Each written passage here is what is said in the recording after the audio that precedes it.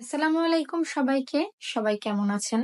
আপনাদের সবার একটা কমন কোশ্চেনের আজকে অ্যান্সার দিব। সবাই আমাকে অনেক জিজ্ঞেস করছেন যে আপু বেবি হওয়ার পরে কিভাবে ওয়েট লস করেছেন, এই সম্পর্কে কিছু বলেন। তো ভাবলাম আজকে একটা ভিডিও শেয়ার করি। তো আমি আজকে এখন একটা মেকআপ ভিডিও শেয়ার করছি আপনাদের সাথে। আর এই মেকআপটা করতে করতে আমি আপনাদের সাথে গল্প করব যে আমি কিভাবে আমার ওয়েটটা লস করেছি। আসলে আমি ওয়েট লসের জন্য কোনো কিছুই করিনি, না কোনো জিম, না কোনো এক্সট্রা ডায়েট ফলো করেছি, আর না কোনো চা কফি খেয়েছি ওয়েট লস প্রোডাক্ট হিসেবে। ইদানিং আমি এত দেখি এই যে ওয়েট লস প্রোডাক্ট হিসেবে চা কফি সেল হচ্ছে, আমি জানি না এটার কার্যকারিতা কত দূর, আর এটা সম্পর্কে আমি আসলে বেশি কথা বলতেও চাই না। যাই হোক, এখন আপনাদেরকে মেন কথাটা বলি। প্রেগনেন্সির শুরু থেকে শেষ পর্যন্ত মানে 9 মাসে একটা মেয়ের বডিতে প্রায় আপনার ওয়েট গেইন হয় 11 থেকে 12 কেজি। এর থেকে কমও হতে পারে, এর থেকে বেশিও হতে পারে, এটা ডিপেন্ড করে, কিন্তু একটা ধারণা যে 11 থেকে 12 কেজি ওয়েট গেইন হয়। আর এই 11 থেকে 12 কেজির মধ্যে আপনার বেবির ওয়েট, প্লাসেন্টার ওয়েট, অ্যামনিওটিক ফ্লুইডের ওয়েট, মানে সবকিছু মিলে কিন্তু 11 থেকে 12 কেজি। আর তার মানে যখন আপনি বেবি ডেলিভারি করছেন, তো ডেলিভারির পরেই কিন্তু আপনার কিছু ওয়েট লস হয়ে যাচ্ছে।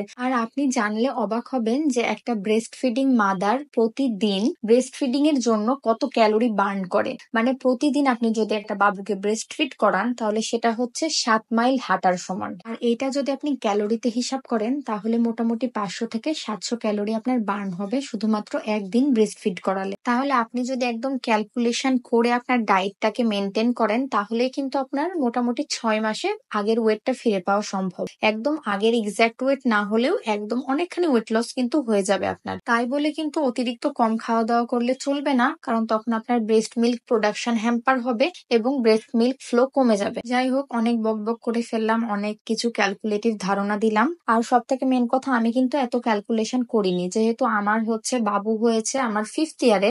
তো সেহেতু আমার অনেক বেশি স্ট্রাগল গেছে, প্রতিদিন আমার অনেক ওয়ার্কলোড থাকতো। আমার সিজারিয়ান সেকশনের পরে মোটামুটি আমি 1-1.5 মাস পর থেকে ক্লাস শুরু করে দিয়েছিলাম। প্রথমে একটা করে করতাম, তারপরে 2টা করে, এইভাবে ধীরে ধীরে আমি রেগুলার ক্লাস করতাম। আর তার উপরে আয়াজ হচ্ছে আমার প্রথম বেবি, তো এই হিসেবে আমার কোনো এক্সপিরিয়েন্স নাই। আমি সারা রাত জেগে থাকতাম, আমার ঘুম হতো না, সকালে আমি ক্লাসে যেতাম, তারপরে আসতাম বাসায়, আয়াজ ওইভাবে দিনে ঘুমাতো না। মানে সব মিলিয়ে আমার অনেক কষ্ট গেছে। আর এই কষ্টের দিনগুলো মনে করলেও এখন আমার ভয় লাগে।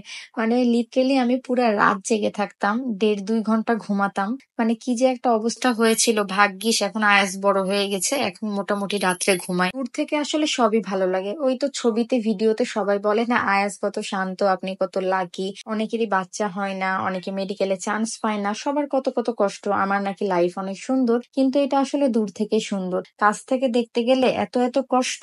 শুধু পার্থক্য যে আমি কষ্টের কথাগুলো সেইভাবে আপনাদের সাথে শেয়ার করি না, সবসময় হাসি খুশি থাকি, আর হাসি খুশি মোমেন্ট গুলাই আপনাদের সাথে শেয়ার করি। যাই হোক, আজকের মেকআপ ভিডিওটা একদম অন্যরকম গেল। মানে আমি কোনো মেকআপ নিয়েই কথা বলিনি, শুধুমাত্র এগুলো গল্প করলাম। আজকে এখানেই শেষ করি, আজকের জন্য এইটুকুই। আল্লাহ হাফেজ সবাইকে।